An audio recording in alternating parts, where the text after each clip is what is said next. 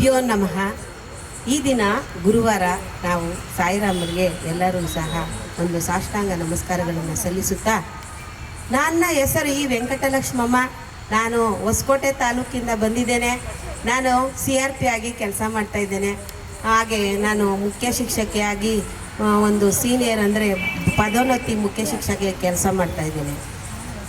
ಎಲ್ಲ ಮಹನೀಯರೇ, ನಾವು ಇಲ್ಲೆಲ್ಲ ಈಗೆಲ್ಲ ಸೇರಿರೋದು ಒಂದು ಮಾತೆಂಬುದು ಜ್ಯೋತಿರ್ಲಿಂಗ ಅಂತಕ್ಕಂಥ ಒಂದು ಸನ್ನಿವಾಸ ತರಬೇತಿ. ಈ 3 ದಿನಗಳಲ್ಲಿ ನಾವು ಆನ್ಲೈನಲ್ಲಿ ಎಷ್ಟೋ 45 ದಿನ ನಾವು ಇದನ್ನು ಅಭ್ಯಾಸ ಮಾಡಿ ಇನ್ನೂ ಅತ್ಯುತ್ತಮವಾಗಿ ಉತ್ತಮ ವಾಕ್ಚಾತುರ್ಯವನ್ನು ಬಳಸಿ ಪದಪುಂಜಗಳನ್ನು ತುಂಬಿಕೊಂಡು ನಮ್ಮ ಮಾತುಗಳನ್ನು ಭಾಷಣ ಕೌಶಲ್ಯವಾಗಿ ಪರಿವರ್ತಿಸಲು ಇಲ್ಲಿ ಬ್ರಹ್ಮ ವಿಷ್ಣು ಈಶ್ವರ ರೀತಿಯಲ್ಲಿ ನಮ್ಮಲ್ಲಿ ಮಹೇಶ್ ಸರ್, ಸತೀಶ್ ಸರ್ ಮತ್ತು ಸ್ಪಾರ್ಕ್ ಅಕಾಡೆಮಿಯ ವಿಜಯ್ ಕುಮಾರ್ ಸರ್ ಅವರು ಬಹಳಷ್ಟು ಉತ್ತಮ ರೀತಿಯಲ್ಲಿ ನಮಗೆ ಈ ಒಂದು ಸನ್ನಿವಾಸ ತರಬೇತಿಯನ್ನು ಇಲ್ಲಿ ವ್ಯವಸ್ಥೆ ಮಾಡಿದ್ದಾರೆ.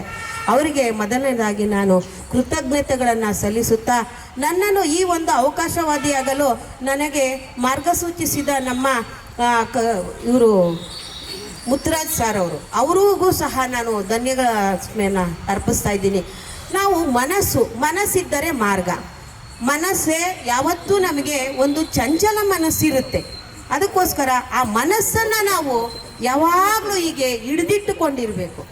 ನಾವು ಮನಸ್ಸು ಹೋದಂತೆಲ್ಲ ನಾವು ಹರಿದು ಬಿಟ್ಟರೆ ನಾವು ಎಲ್ಲಿಗೆ ಬೇಕಾದರೂ ಸಹ ನಾವು ತಲುಪಬಹುದು.